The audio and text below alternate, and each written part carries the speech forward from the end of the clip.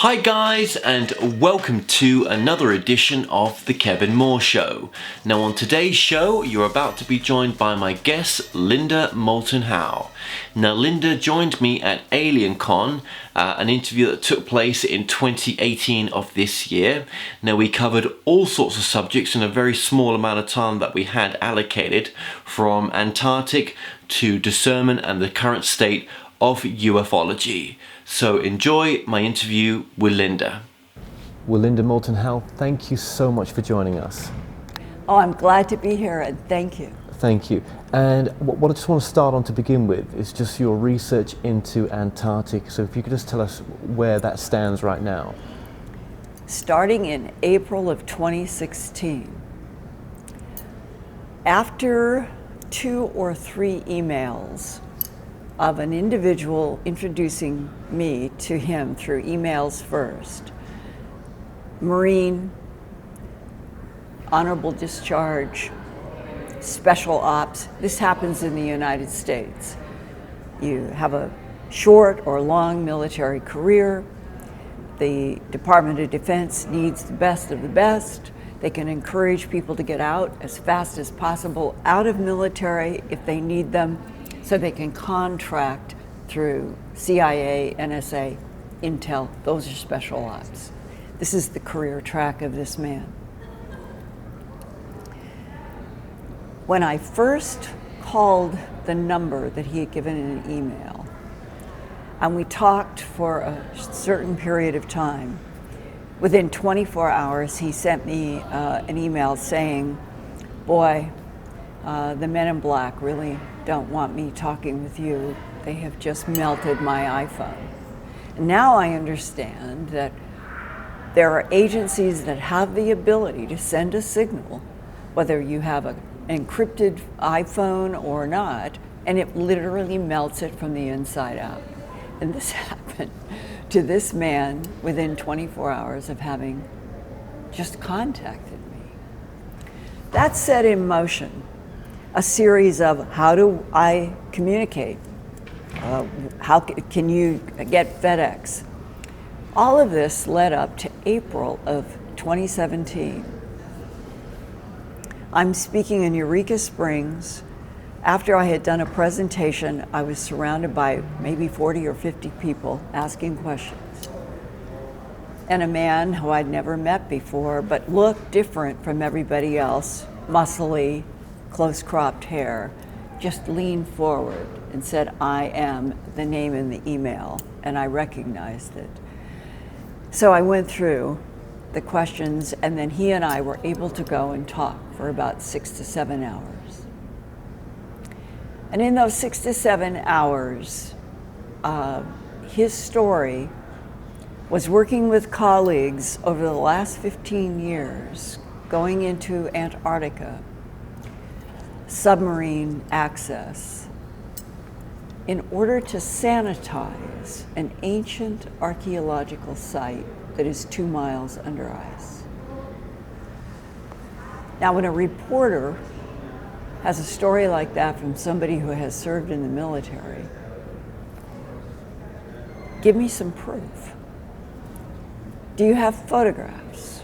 Do you have anybody else to back you up? He said, I will try to get you photographs. Yes, I have a colleague who can back me up. It has now taken a year. I think that this combination of people and another source, they are saying the same thing. Missions to Antarctica, approaching by submarine, clearing out certain artifacts under whose direction they do not know.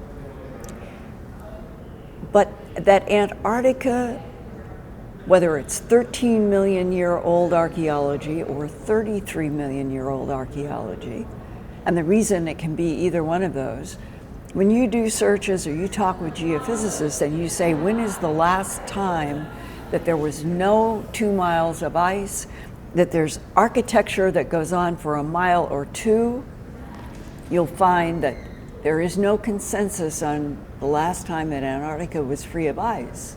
except that the numbers that will be given are 13 million or 33 million years ago. Well, step back.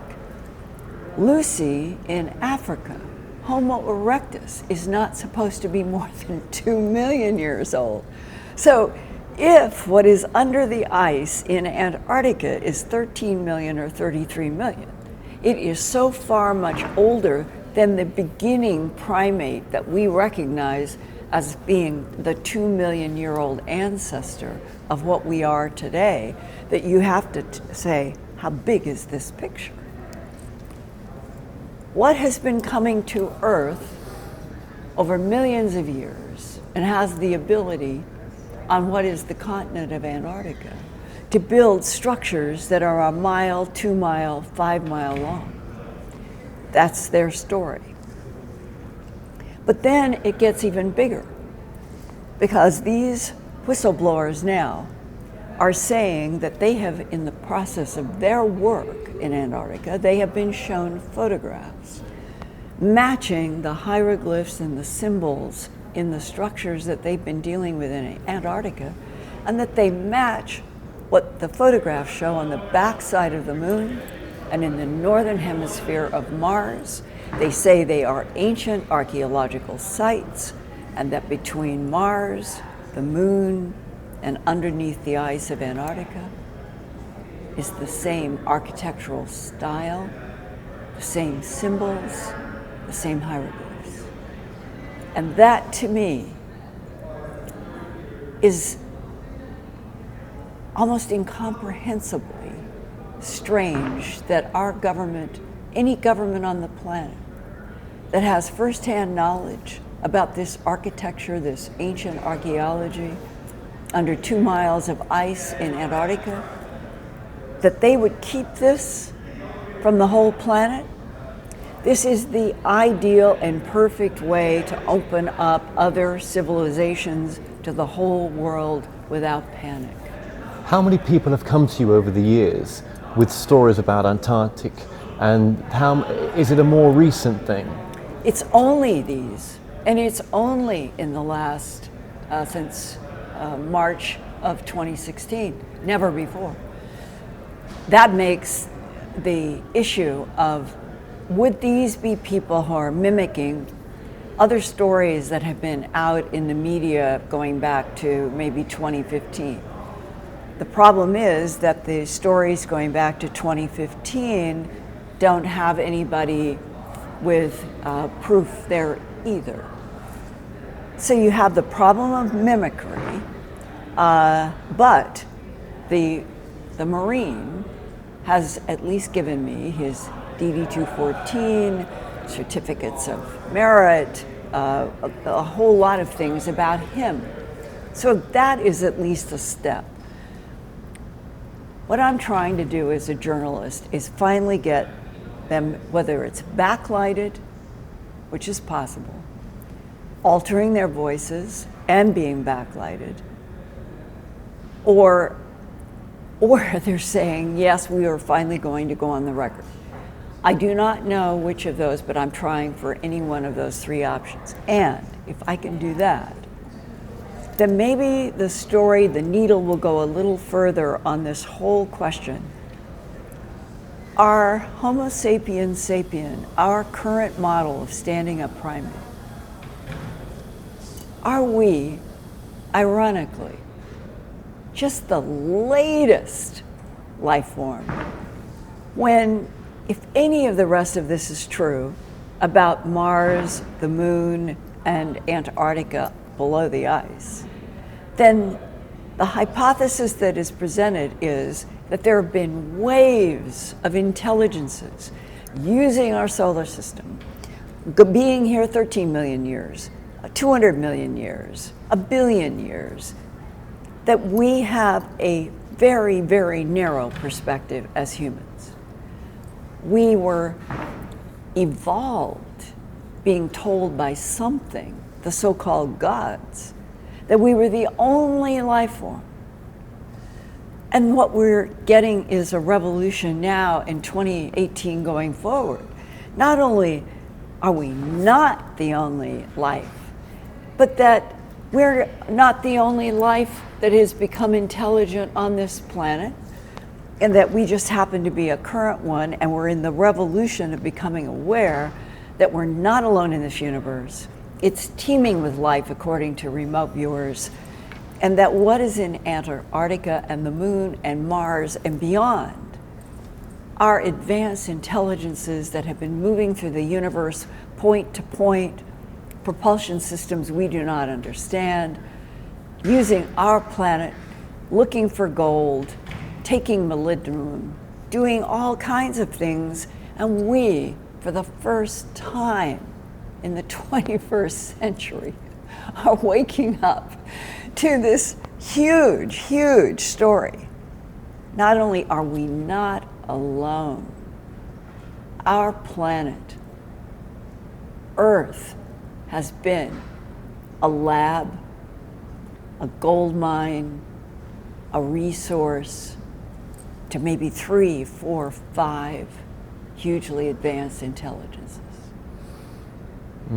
And when it comes to Mars as well, I mean, obviously there's, not life as we know it there, right, in a sense, but there are hypotheses coming out that, devastation took place there many eons ago, and that we will get proof at one point in a, maybe 5-10 years time that there was something that happened there. I have known John Brandenburg since the 1980s.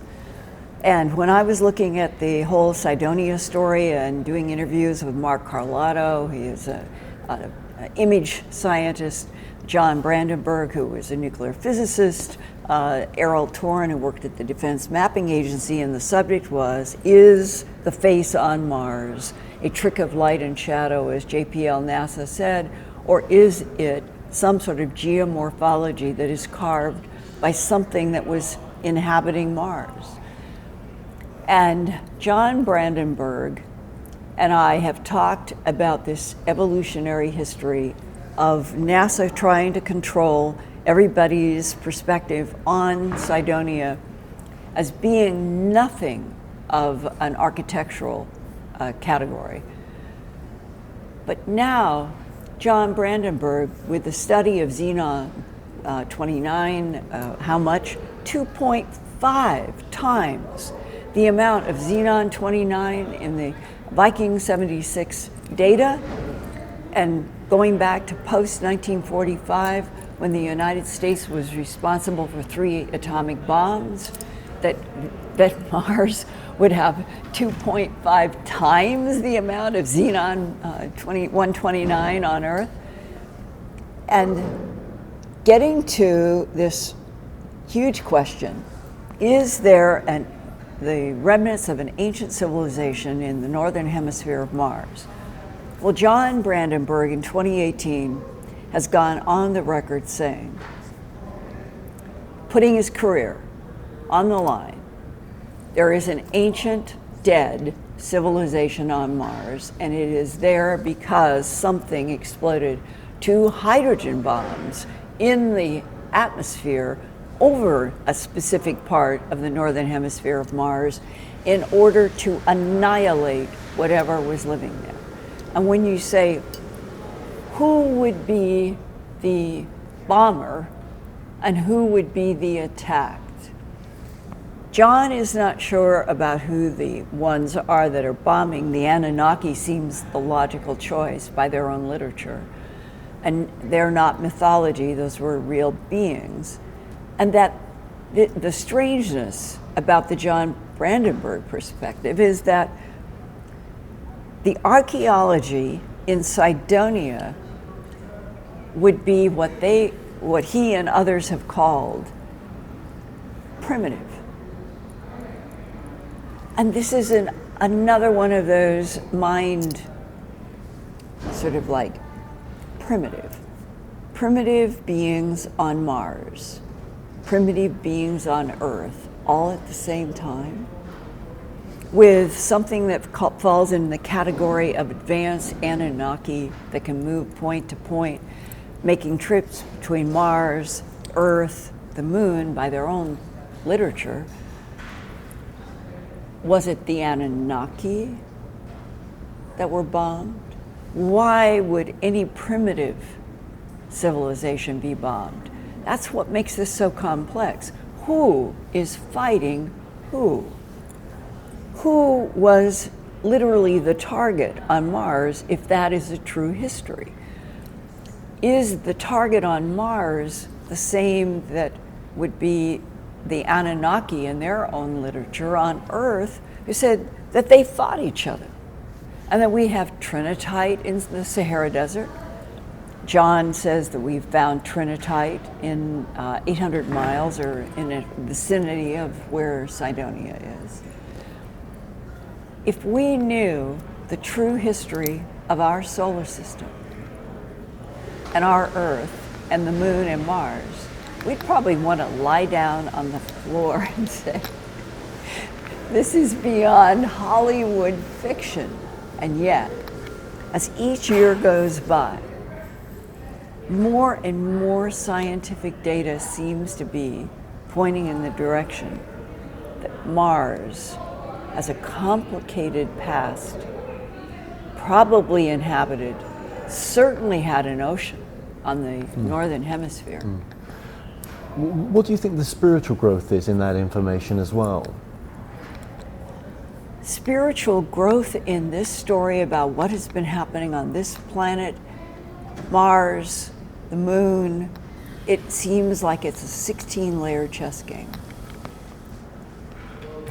If, as one DIA guy told me in December of 1999, if it were true, Linda, we have proof that 3 competing extraterrestrial biological entities have been fighting with each other in our solar system on our planet for at least 270 million years. John Brandenburg says about the civilization on Mars that whatever happened with the 2 hydrogen bomb explosions was 200 million years ago. When you look at Earth's history and you go back 200 to 200 million years ago, it was another one of the wipeout extinctions. Could there have been something solar system wide warring 200 million years ago? That's what John thinks. In our own history, the Anunnaki has been handled by the academic world as total mythology, never having existed. But I think that Brandenburg and some of these other emerging stories by people in military, that they've been dealing with artifacts in Antarctica that match Mars and the Moon, is that separate from the mythology of the Anunnaki, out of our own military sources, is coming a whole new picture. That our solar system, at a solar system-wide geography, has been used, harvested, manipulated, terraformed by maybe at least three, geopolitical and territorially conflicting ET civilizations. And the story just gets bigger and bigger. And then you add some other perspective that at least 500 million to 1 billion years ago, that there was something so sophisticated that it was working in building pyramids above ground, below ground, on Earth, on the Mars, and going on beyond in the Milky Way galaxy. And that if we understood the true nature of the pyramid builders, that they were able to make pyramids above and below ground throughout an entire galaxy that provided energy and communication. Something rings true to me about that. But how do we prove it? And where's the consciousness side of all this? Where's the spiritual side, the consciousness evolution in the work of ufology nowadays? Does it actually exist? Because there's lots of facts and figures there, but obviously if we're a soul having a human experience and we've chosen to be here, which I do feel that that's the case, then we must have been aware of all this before we came here. I guess at this point, in all of the work that I have done trying to understand what is the alien presence or presences, what are the agendas, they appear to be positive and negative, and it's confusing because you can't tell the players apart. You can't, here's a blonde that does something positive, here's a blonde that does something negative. The same with the Greys, the same with the reptilians. But if you take some of the points of view of like a physicist like Thomas Campbell, and he comes in and says the whole universe is projected. It is a projected computer simulation. And if it is holographic, the projector can't be in the universe, it has to be in another dimension projecting this universe. And he has this wonderful summary. We're in a universe that is an entropy reduction trainer for souls. Then suddenly the idea that this is a singular universe goes out the window, that we are the only life form, that no longer applies, and that it would also go to the penetrating, profound perception that maybe the entire universe of everything that's in here is in here for a specific reason, the same reason. Whether you are in Lyra or whether you are where we are in this Milky Way galaxy, that every consciousness is in this universe to graduate. And that there are other dimensions that once you leave this matter universe, you go on and you may never ever be back in this universe again, but that you're on some sort of an evolutionary track back to what I think of as the divine field. And the divine field is responsible for all the matter worlds, no matter how many there are. And that maybe the whole game, the whole reason for everything is that pressure that you feel inside yourself when you look at a little kitten or something that you really love, that's your soul. And that out of every single confusion about power and greed and wars and light and dark and hate and love, there's only one reason for it all. The divine field could be waiting for every soul in any and all container to make a choice to return to the divine field. Now in this field, one of the things I've come across, which I've came across in the spiritual field as well, is discernment. And would you say that the UFO field has never been as divided as it is right now?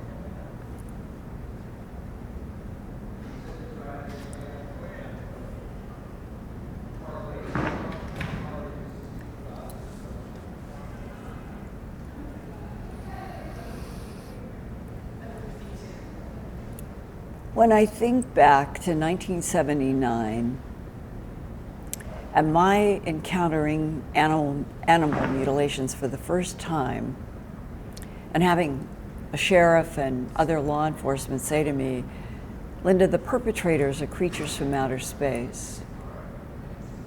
And then being so attacked, myself being attacked, by people in the so-called UFO field, and realizing they did not under any circumstances want animal mutilations linked to the beautiful lights in the sky. And the same thing happened with crop circles, the same thing happened with human abductions. Keep the animal mutilations completely apart. It was much, much easier for humans to say, no, that's satanic cult, that's predators, or that's disease. And yet I was the investigative reporter. I am the person who was trained at Stanford University. I'm reporting the facts, but I'm being attacked by groups that are not professional journalists who don't want the UFOs, quote unquote, dragged into animal mutilations. And what I learned is that investigations into phenomena have biases. And what I've always struggled for in every single thing that I have ever done is I just want to be guided by the pressure of fact. That's it. And the pressure of fact has evolved from 1979 to 2018 through a lot of branches, lots of conflict, lots of fights, lots of even marginalizing certain subjects in order to reduce them so they wouldn't compete, none of which has anything to do with what is the truth. In 2018, for the very first time in 40 years, I feel that we are finally coming out together onto a new playing field, if you want to call it that. The crack by the New York Times and the Washington Post in December of 2016, putting out on the front pages, above the fold, jet fighters, infrared gun camera, calling them UFOs, having interviews with pilots who have seen UFOs and knew that they were dealing with dynamics and performances and speeds and disappearances that nothing humans have ever made or are making now fit that category. And the pilots are saying those are UFOs. They're not from here. They're not anything we recognize. Suddenly what's happening is all of the old arguments, all the old attacks, they're disappearing. They are being replaced by something that is feeling like New Year's Eve. We are at a New Year's Eve. We are waiting for the complete fireworks explosion on New Year's Day, and that is the whole world at the same time getting the headline of all the governments. We're not alone in this universe. We never have been.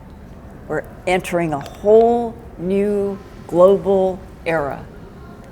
Once that occurs, there will be arguments again about which aliens with which agendas are doing the mutilations or the abductions or the crop circles. But we will never, ever again be on our knees to beings who are not gods. Well, Linda Moulton Howe, just thank you so much for joining us. You're welcome.